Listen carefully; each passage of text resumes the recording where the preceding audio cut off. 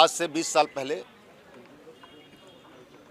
जब महात्मा गांधी नरेगा बना तो इसके पीछे 3 मकसद थे। पहला मकसद ये था कि पलायन को रोका जाए। जो गांव में हमारे श्रमिक भाई काम की तलाश में दूसरे राज्यों में दर भटकते थे, तो मनमोहन सिंह जी सरकार और सोनिया गांधी जी के मार्गदर्शन में ये तय हुआ कि गांव में ही लोगों को, श्रमिकों को रोजगार मिले, जिससे वो अपने घर परिवार के साथ रह के अपना पालन पोषण करें। दूसरा मकसद था कि रोजगार ऐसे नहीं है, ये गारंटी थी, ये भीख नहीं थी। श्रमिकों को 100 दिन का रोजगार अधिकार के साथ मिलना तय हुआ था कि उनका अधिकार है, 100 दिन का रोजगार उनको मिलेगा। इसलिए ये कानून बना, ये नरेगा है, एक्ट था ये। और जो तीसरा इस कानून के पीछे उद्देश्य छिपा था वो ये था कि जो गांधी जी का सपना था ग्राम स्वराज का, गांधी जी ने कहा था कि देश तभी विकसित होगा जब गांव विकसित होंगे। तो गांधी जी के ग्राम स्वराज का सपने को भी साकार करने की इसमें बात, इसलिए इसमें बाद में महात्मा गांधी नरेगा नाम जोड़ा गया।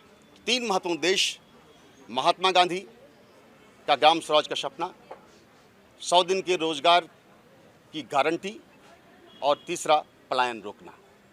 ये 3 प्रमुख उद्देश्य थे महात्मा गांधी नरेगा के पीछे।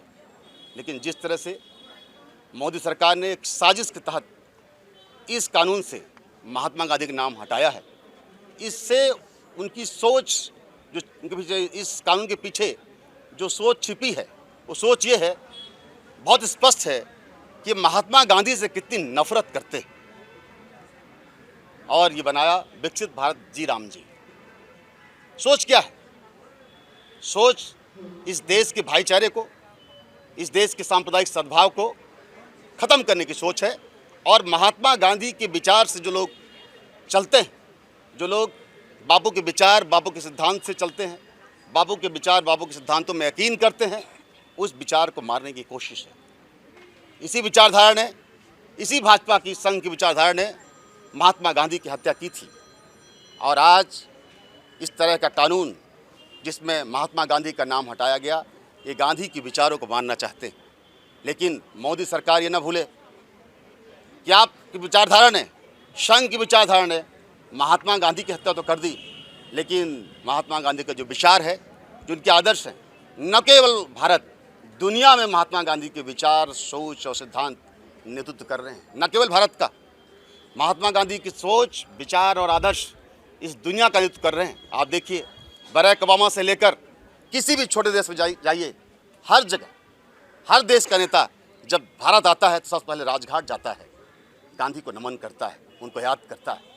दुनिया के 100 देशों से ज़्यादा देशों में हर जगह गांधी जी की प्रतिमाएं लगी हैं, गांधी जी के सम्मान में, उनके विचारों पर चलने के लिए, उनके रास्ते पर चलने के लिए। तो मैं फिर से कहूँगा, जैसा कि हमारी नेता सोनिया जी ने एक बहुत बड़ा इस कानून का जो विरोध करते हुए कल स्टेटमेंट जारी किया है, सदन के अंदर, सदन के बाहर विरोध किया है। और आने वाले टाइम में कांग्रेस पार्टी देश के कोने कोने में, गांव-गांव, गली-गली में इस कानून का विचार, इस कानून का विरोध करेगी।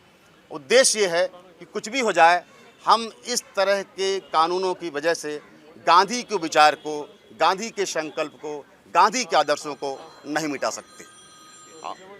एक और आने वाले टाइम में 1 महीने के अंदर आप देखेंगे कि कांग्रेस पार्टी और कांग्रेस पार्टी के कार्यकर्ता, आदरणीय सोनिया गांधी जी, आदरणीय राहुल गांधी जी, आदरणीय हमारे राष्ट्रीय अध्यक्ष खड़गे जी के नेतृत्व में पूरे देश में एक बहुत बड़ा जन आंदोलन चलाएगी। इस कानून को जो बुलडोज किया गया है, इसके बीजेपी हाय हाय हाय हाय हाय, बीजेपी हाय हाय हाय हाय हाय, बीजेपी हाय हाय हाय हाय हाय, बीजेपी हाय हाय हाय हाय हाय।